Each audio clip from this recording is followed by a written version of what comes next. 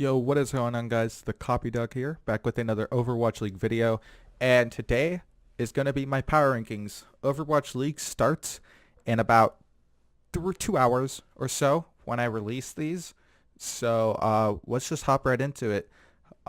These are both based on how I think they will do in this next meta, which is like half goats and then partial DPS heavy comps, and let's just hop right into it.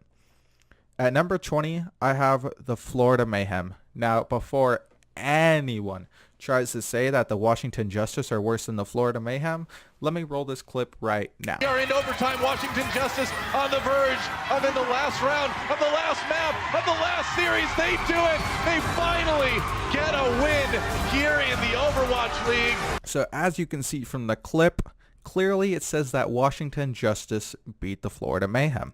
Now, if you beat a team and then you also upgrade your team with the addition of Arc, they release one coach. Some people are trying to argue, oh, they released a coach, dude. No one knew who that was. So how are you going to argue that the Florida Mayhem just are the worst team there? I think that this team can get better. A player like McGravy definitely, I think, can have a high skill gap. So I'm optimistic. I think this team can get better, but they are the worst by far. Their one win was against Philadelphia Fusion, who were missing Boombox, who could be a vital part not just to how the team plays, but to team communication. So Florida Mayhem at number 20. At number 19, we have the Washington Justice. Now, this team did add art, yes, but like I've said in a previous video, it'll be linked in the description when I talked about the signing of Arc. I don't think that the main support was the problem of this team. I do think Sansam is the biggest problem of this team. If they upgrade him, this team goes up 5-6 spots. Just saying. Now, this team, I do want to see how they run Stratus. I talked about that in the players to watch video. I am excited to see how Stratus will be integrated into this team and if he can be a superstar. But other than that, they don't really have a lot of hope, so they're going to be number 19. At number 18, I'm putting the Los Angeles Valiant. Now, if there is a team that I do believe can be a top 10 team this stage, it would have to be the LA Valiant. All their players are just so talented, but they're just not working together. I think the firing of Moon is both a gift and a curse. Yes, Moon did get them to the stage 4 final and to second place in the standings, but if you're not running Custa, who is a better and smarter player and probably has better in-game communication, then you should get fired as a coach because you're not doing your job. So I feel like if they run Custa, and this team can be a top team. And I don't think people are realizing that. People are just trying to write them off because of their 0-7. Even though all of their games, besides the Vancouver Titans, all of their games went to a final map. Whether it was a map 4 because they tied the third map, or whether it was just the 5th map. They always were so close, but they barely slipped up. And if they fix that up, they'll be a top team. At number 17, I have the Paris Eternal. It was just announced yesterday that their head coach Damon has been released, and he is now on the Dallas field as a tank coach. So will this affect the team? It might. I mean, they brought up their strategic coach to head coach, and I don't know much about him, so I can't really say anything. But that's just from a coaching aspect. Let's talk about the players. First off, there's a big thing of who should they run, Sooner Shadowburn. Stick with one. Don't switch them out every game. Build that chemistry and just win. That's all you have to do. Other than that, I just haven't been impressed with this team. They are probably the best European team, but they're not the best team, and I don't think that they will ever be the best team. At number 16, I have the Houston Outlaws. I don't really have much to say about this. I think their 3-4 record is kind of I don't think they should be 3-4. I feel like if the Spark played good, I'm pretty sure they beat the LA Valiant in the sloppiest game I've seen of the season. And then I think they beat Florida Mayhem. I'll correct it on screen if it wasn't, but they beat 3 weaker teams, right? So I don't think that gives them much credit. And the losses that they had, they were pretty bad. So, Houston Outlaws at 16, they're just the average team like they were last stage. At number 15, we have the Hangzhou Spark. Now, can this team be better? Yes, they are rumored to be scrim gods, and they were probably the strongest team to scrim against, but that doesn't apply to anything, right? So I think that this team can be good, but as of right now, I don't see him getting above top 10. At number 14, we have the London Spitfire. Now, this is the team that has dropped the most from my previous power rankings. They dropped by 12 spots. And it's just like, Jester has just looked like a horrible Reinhardt. We already knew he was like an iffy Rein, but he's just looked outclassed. And then we have Birdring. Like, that we don't even want to talk about Birdring. Guardians looks like a decent Brigitte. Pretty good Sombra, but decent Brigitte. Fury is not to the level that I think he can be, because I feel like Fury can be one of the best players. I rated him as the best off-tank of last season. So Fury needs to step it back up to what he should be. And if they do that, this team can be good. But as of right now, I don't see it happening. At number 13, I have the Toronto Defiant.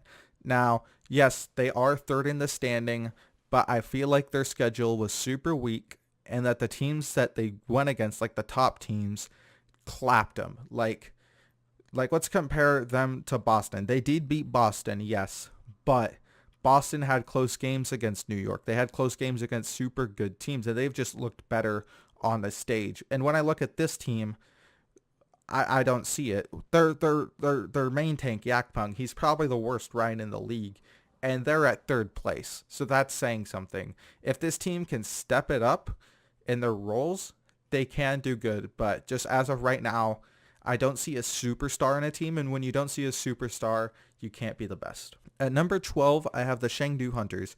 Part of me is putting it here because I feel like Jakirin will probably arrive, and then they might start playing GOATs. But even not playing GOATs, they've been super successful. They took Titans to a close map. All their games have been Game 5 wins, but that means that they're good at Game 5s. If you're winning all your games and they're Game 5s, then who the hell cares if you're going to a Game 5? You're still a good team. The only Game 5 they lost was against the Titans. They are the best team, or arguably the best. So, Chengdu Hunters, I feel like this meta will also work for him. I'm excited to see this team play. Ameng is probably my favorite player to watch. I'm just excited to see this team continue to get better. At number 11, we have the Atlanta Reign. Now, before Defran retired, they were top 8, top 7.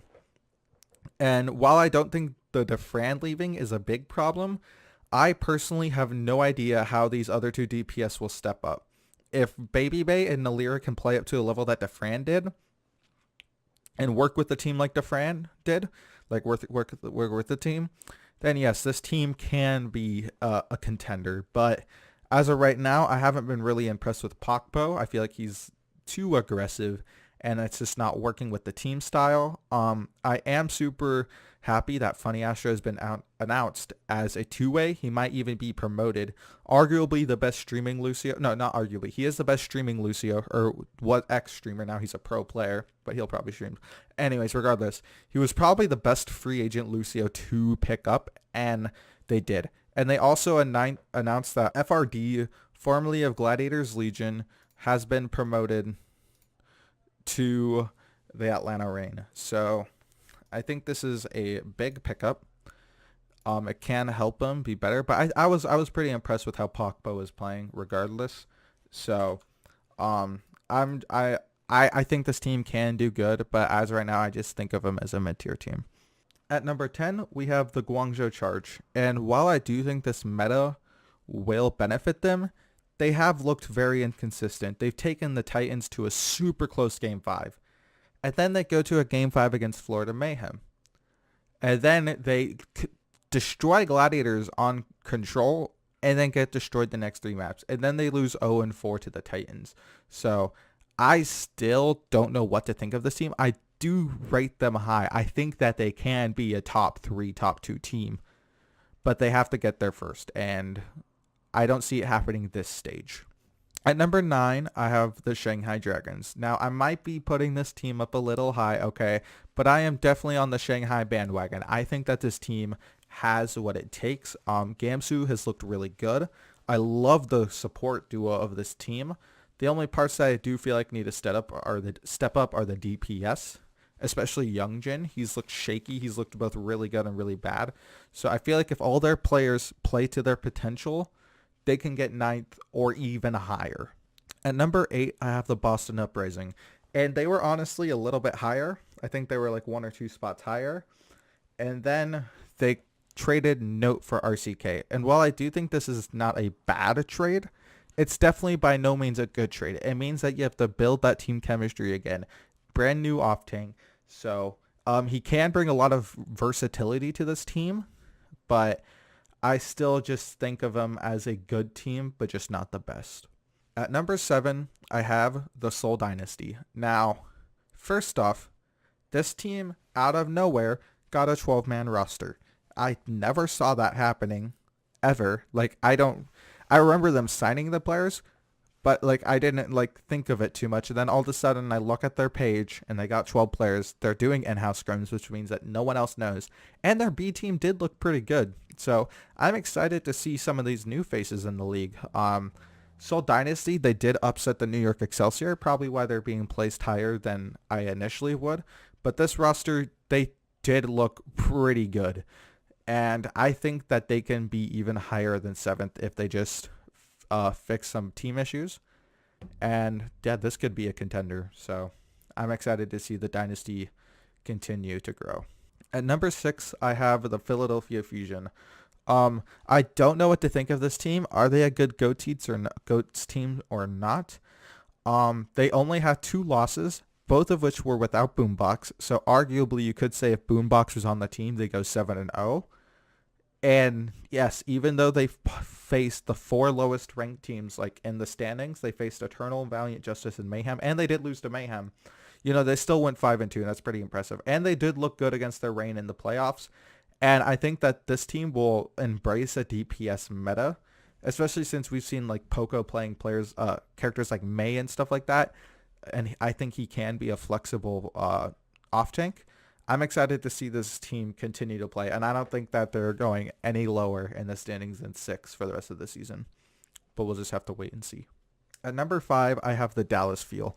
And I think the addition of Note can bring any team to a top 5 team.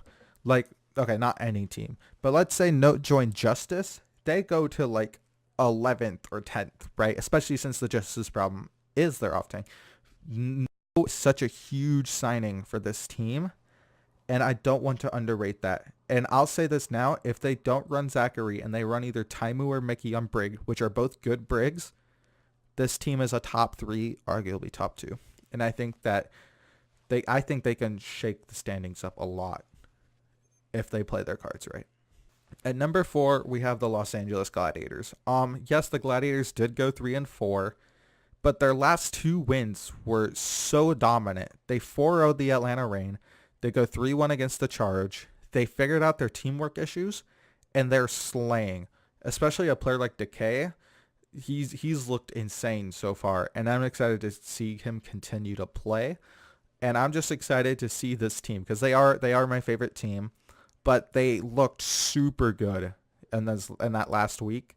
And I think they'll get even better over time. And especially if a DPS meta does come into play, people don't remember that the rotation of Hydration, Surefour, and Asher in like stages 1, 2, and 3, and then Silk Thread in stage 4, that made the teams so good. They could rotate their DPS in and out no matter which ones, and they would just dominate because they'd have strategies for each of those players on certain maps. So Gladiators are a team that have extremely strong coaches, and I think they know what they're doing. And I think with that, they can become a top team. At number 3, we have the New York Excelsior. They choked, but they're still good. At number 2, we have the I should talk a little bit more about New York. Sorry. So New York, right? They are a good team. All of their players are arguably top 5 in all of their roles. But this team needs to figure out that choke factor. They've been choking ever since stage 4. They choked in the the semifinals against Fusion. They should have won that, but they choked in that Route 66. Dorado. I've talked about this before. But if they just get rid of that choke factor that they're known for, then this is the best team in the league. But until then, I cannot put them above 3. And if they choke in this next one, they're dropping even more. So New York, don't choke. At number 2, we have the San Francisco Shock. I baited you, didn't I? So the Shock looked super good. Their 3 losses was against the Gladiators. That they weren't the best Gladiators. I think the Gladiators now are better than the one with Surefour. But you know what? You lose some games. It's whatever. They lost against New York, even though it was a 0-4 watch. It was the closest 0-4 watch that has ever been played. And then they lost against Titans 3-1. Those first 2 matches were competitive, especially that Kings Row one. After that, the San Francisco Shock kind of fell off. So, and then let's talk about the grand final of Stage 1. Probably the best game, especially best GOATS game to ever be played. I'm excited to see this team, especially in a DPS meta. So, I mean, that's all I have to say about Shock. They're a phenomenal team, and they'll continue to get better. And at number 1, the Stage 1 champions, we have the Vancouver Titans. I don't know what more to say about this roster other than that they're good. The only problem with this roster is Bumper, and Bumper is arguably a top 3, top 5 Ryan. So if that's your only problem, you're doing something right. So the Vancouver Titans, they'll probably be dominant this stage, but I think teams will start to catch up. I don't think the Titans will be reigning forever, but as of right now, they are the number 1 team going into Stage 2. Hello, future Michael here. So apparently, this video has already been uploaded, but I messed up the place where I put the power rankings. I put my Stage 1 power rankings and not my Stage 2 ones, because I am an idiot. But those will pop up on the screen right now. Anyways, thank you so much for watching this power rankings video. If you disagree or agree with me, leave a comment as to why. And I'll see you next time. Peace.